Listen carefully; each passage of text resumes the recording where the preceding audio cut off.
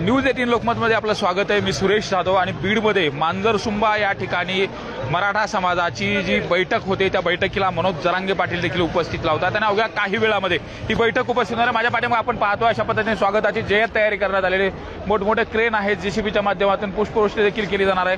तर मनोज जरांगे पाटील अवघ्या काही वेळामध्ये या ठिकाणी दाखल होत आहेत। तर मोठ्या प्रमाणात मराठा समाजातील जे नेते मंडळी आहेत ते देखील या ठिकाणी उपस्थित झाले। काय सांगाल, तुम्ही सुद्धा या बैठकीला उपस्थित आहात, काय समाजाची भावना आहे आणि आता 29 तारखेचा जे मुंबईमधलं उपोषण आहे ते आंदोलन आहे ते कशा पद्धतीने असेल? या ठिकाणीची मराठा समाजाची भावना अतिशय मनातून उग्र आहे। यावेळेस जसं गेल्या वेळेस मुंबईला गेले त्यावेळेस संख्येने कमी होते, यावेळेस किती संख्या वाढली सांगता येणार नाही। मराठा समाजाचा प्रत्येक माणूस आज रस्त्यावर येण्याच्या संपूर्ण मानसिकतेमध्ये असल्यामुळं गावगाव चावडी बैठका होऊन प्रत्येक माणूस आज या लढ्यामध्ये वयोवृद्ध असेल, तरुण असेल किंवा बालक असेल, प्रत्येक माणूस या ठिकाणी सहभाग देण्याच्या या ठिकाणी मानसिकतेत आहे। परळी मतदारसंघातून किती गाड्या स्पेशली त्या ठिकाणी निघणार आणि तयारी कशी झाली आहे? परळी मतदारसंघातून माझ्या हिशोबानं कमीत कमी 2000 गाड्याच्या वर गाड्या निघतील। 2000 गाड्याच्या वर या ठिकाणी जय्यत तयार झाली, गावगाव चावडी बैठका झाल्या आणि प्रत्येक आता यावेळेस प्रत्येक माणूस तयारीनिशी पूर्ण साहित्याने लोकांनी 10-15 दिवस लोकांनी किराणा भरलाय। किराणा भरून गावचा किराणा भरायलेत, गाड्यात ते डिस्ट्रीब्यूट करायलेत, वेगळे वेगळे कुणी कंटेनर, कुणी वेगळे ट्रक केले, कुणी वेगळ्या छोटे हत्ती केलेत, कुणी युटिलिटी केली। मात्र गणपती उत्सव आहे, मग गणपती काय सोबतच साजरा करणार आहे? गणपती हाच खरा गणपती आहे, ही आम्हाला आरक्षण पाहिजे साहेब। आता लोक आरक्षण शिवाय थांबत नाहीत। आता प्रत्येकाला कळालंय ज्याच्या खिशात अर्थ आहे, त्याच्या जीवनामध्ये अर्थ आहे। आम्हाला जर अर्थकारणापासून जर खऱ्या अर्थानं राहायचं असेल तर आम्हाला आरक्षण नितांत गरज आहे, ही मराठ्याला आता लक्षात आलेलं आहे। आता सरकारने या संपूर्ण लढ्याच्या अनुषंगाने खरंच यात घेतलंय का हलक्यात घेते सरकार? सरकारनं आता हलक्यात घेतलं का आणि कसं घेतलं का? सरकार फक्त झुंजा लावणे म्हणजे जरांगे पाटलाचं काही आलं की दुसरा वेगळ्या जातीचा आणणे, आता त्या सुद्धा जाती इथं समाविष्ट झालेल्या आहेत। मराठा समाज हा सर्व जाती धर्माचा मोठा बंधू आहे। मराठा समाज जातीवाद कवाच करीत नाही आणि जातीवादी मराठा होऊ शकत नाही। आता आम्हाला आरक्षणाची नितांत गरज आहे, आमच्या अर्थकारणाची गरज आहे, तरुण मुलं शिकायची गरज आहे। तुम्ही आज परवा बघितलं इथं आता एक मोरगावचा माणूस सहज भेटला अमीन मस्के साहेबाला, त्याने सांगितलं सायन्सला आरक्षण आलं, सायन्स गावात पहिल्या वर्षी आमच्या इथं सायन्स आलं म्हणला, ओपनला 93ला क्लोज झालं आणि ओबीसीला 82ला क्लोज झालं, माझा पुतण्या लागला म्हणले। आता ह्या जो फरक आहे 11% फरक, हा जो त्याच्या मनात आला, आता त्या माणसं ते एक मोरगाव मध्ये तुम्ही बघितलं असेल लाखो रुपये पट्टी झाली। आता पेटून उठले सगळे, 100% पेटून उठलेत माणसं। नेमकं आता ही तयारी आहे, आज खूप मोठ्या प्रमाणात लोक सुद्धा आहेत, आक्रमक आहेत, प्रत्येकाचं घोषणा देत असताना देखील त्याच द्वेषाने घोषणा दिली जाते। मात्र सरकार कुठेतरी याकडे दुर्लक्ष करते आणि त्या सरकारला काय इशारा असेल? 100%, कारण की संघर्ष योद्धा मनोज जरांगे पाटलांच्या नेतृत्वाखाली जे आंदोलन या ठिकाणी सुरू आहे, प्रत्येक वेळेस सरकार या वेळ काढूपणा करत आहे आणि प्रत्येक वेळेस सरकार काहीतरी या आंदोलनाला वेगळी दिशा देण्याचं काम या ठिकाणी करत आहे। म्हणून आज आपण बघतोय ही जी इशारा बैठक आहे, बैठकीचं स्वरूप आता मोठ्या सभेमध्ये या ठिकाणी झालंय, कारण की मराठा समाजाला आरक्षणाची गरज आहे या बैठकीहून या ठिकाणी सिद्ध झालेलं आहे। या अगोदरच्या इशारा सभा सुद्धा बीडमध्ये झाली होती, त्याला देखील आपण होतो आणि ती रॅली देखील संपूर्ण पाहिली होती, पण त्यापेक्षा कुठेतरी आता यावेळेसचा जो उत्साह आहे लोकांमध्ये तो जास्त आहे असं वाटतंय? 100%, कारण की जरांगे पाटलांच्या आंदोलनामुळे जे कुणबी नोंद या ठिकाणी काही प्रमाणामध्ये मिळालेल्या आहेत, त्याच्यामध्ये ओबीसीमध्ये आरक्षण मिळालं पाहिजे ही समाजाची भावना आहे आणि ते आता आरक्षण आपल्याला मिळणारच आहे आणि ही शेवटची लढाई, शेवटच्या टप्प्याची लढाई आहे, कारण की मनोजदादा जरांगे पाटील अतिशय कडक असं ते आंदोलन करतायत, स्वतःची जीवाची पर्वा न करता समाजासाठी झटणारा माणूस निर्णायक आहे आणि हा निर्णय असा राहणार आहे। त्यांनी या ठिकाणी सरकारला इशारा दिलाय, सरकार या विषयाला साध्यामध्ये घेत आहे, परंतु आता जरांगे पाटील ज्यावेळेस मुंबईला जातील त्यावेळेस नक्कीच समाजाचा हा प्रश्न सोडवल्याशिवाय ते परत येणार नाही अशी खात्री आहे। गावागावामध्ये खेड्यामध्ये चर्चा आहे की गणेश मंडळासाठी जी देणगी गोळा केली जाते तीच देणगी घ्यायची, आपल्या गाडीमध्ये गणपती बसवा तर मुंबईला जायचं। बरोबर आहे, गणेशचं आगमन या ठिकाणी होणार आहे, ही आपली संस्कृती आहे, परंतु गणेशाची स्थापना आपण दरवर्षी करतोय, परंतु खऱ्या अर्थानं ही गणेशाची स्थापना आता गाडीवरच करून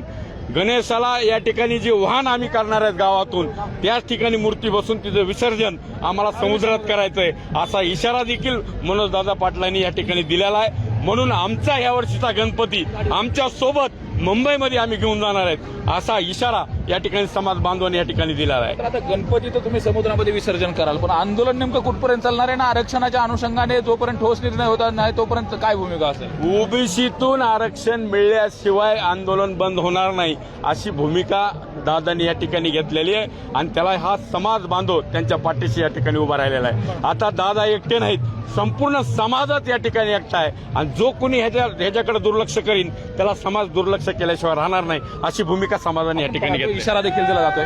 तुम्ही सहभागी झालात, अंगावरती काळा टी शर्ट आहे आणि त्याच्यावरती सुद्धा मराठा आरक्षणाचं मिशन लिहिलं. सरकारचा निषेध व्यक्त करताय?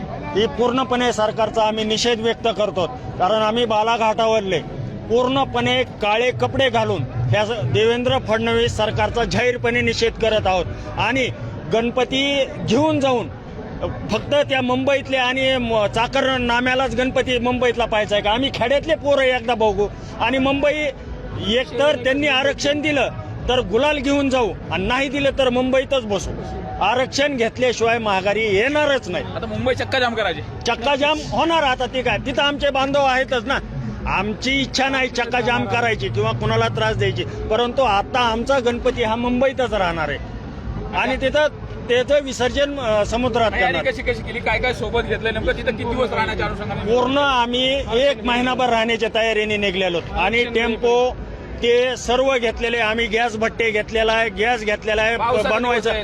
पावसाचे आम्ही टेम्पोत झोपू, कारण आम्हाला काही कोंब फुटणार नाहीत. इतक्या वर्ष पावसातच राहिलो, आता थोडं लेकरासाठी राहू पावसात, कारण प्रत्येक वेळी तो त्रास झालेला आहे. आता तो त्रास आणि आता माघार नाही, संयम सुटला आता. संयम सुटलेला आहे प्रत्येक युवकाचा आणि ग्रामीण भागातल्या युवकांचा इतका संयम तुटलेला आहे की आज म्हातारे माणसं, लहान थोर मंडळी असं चावडी बैठकी झालीत, त्यात निर्णय घेतलेला आहे की प्रत्येक घरातला एक माणूस या ठिकाणी जाणार. आंदोलनासाठी प्रत्येक जाणार आहे, मात्र तिथे गेल्यानंतर आता सरकार आहे 3, त्यामध्ये 2 उपमुख्यमंत्री आणि 1 मुख्यमंत्री आहे.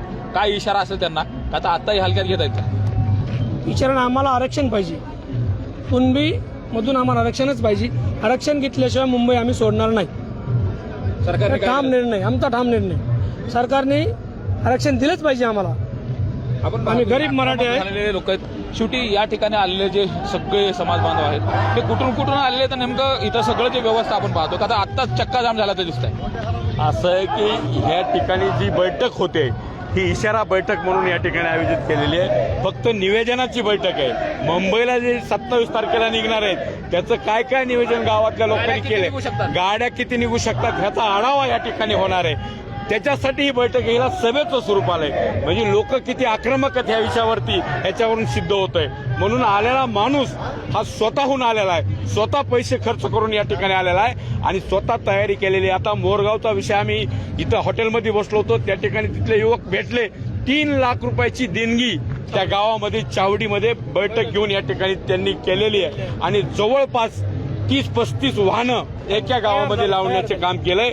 स्वतः त्यांना जे आता या आंदोलनामध्ये जायचंय, जे स्वतः त्या ठिकाणी किराणा लागणार आहे, खाण्यासाठी काही वस्तू लागणार आहेत, या सगळ्या सोबत घेऊन ते त्या ठिकाणी जाणार आहेत. म्हणजे ह्याची तयारी पूर्ण त्यांनी केलेली. इकडे बघितलं तर लक्ष्मण हाके हे शरद पवारांवरती वारंवार टीका करतायत. ओबीसीच्या मंडल यात्रेच्या अनुषंगाने असेल, मराठा आरक्षणाच्या आंदोलनाच्या अनुषंगाने असेल, नेमकी टीका टिप्पणी वारंवार केली. विषय असा आहे की मराठवाड्यामध्ये हा विषय अत्यंत तीव्र आहे. आज आपण बघतोय हे ओबीसी सारखे, हाकेसारखे जे लोक आहेत हे कुणाचे आहेत आपल्याला माहिती आहे. हे कुणाच्या म्हणण्यावर भुगतायत समाजाच्या बद्दल.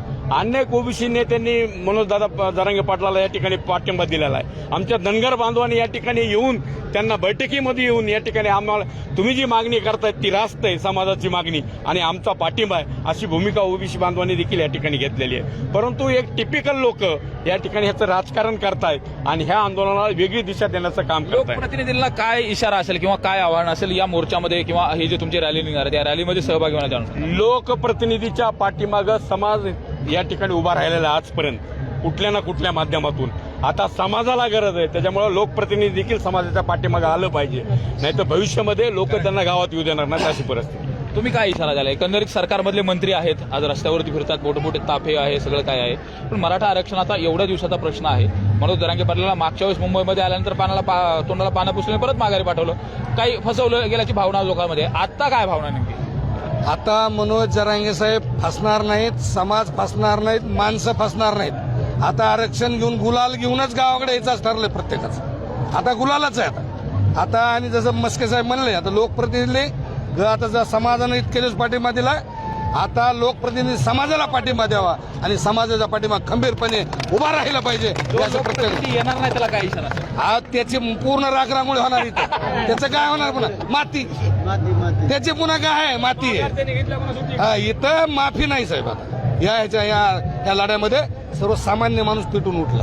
हा त्याच्या भाकरीचा प्रश्न आहे. त्याच्या भाकरीसाठी हा प्रश्न असल्यामुळं प्रत्येक माणसाने त्याची इन्व्हॉल्व व्हावं असं आमची इच्छा. आपण पाहतोय आक्रमक झालेले आहेत लोकप्रतिनिधींनी स्वतः या आंदोलनामध्ये सहभागी व्हावं. जर सहभागी नाही झाले तर संपूर्ण मराठा समाज त्यांना कोणती जागा दाखवायची ती दाखवेल. मात्र एकंदरीत आपण जर बघितलं तर मांजरसुंबा या ठिकाणी मराठा समाज आक्रमक आहे. सरकारला इशारा देतोय, गणपती आहे, गणपती सोबत बसून घेऊ जाऊ आणि मुंबईमध्ये समुद्रामध्ये गणपतीचं विसर्जन करू, पण जोपर्यंत आरक्षण मिळणार नाही तोपर्यंत मुंबई सोडणार नाही असा इशारा एकंदरीत मराठा बांधवांनी दिलेला आहे.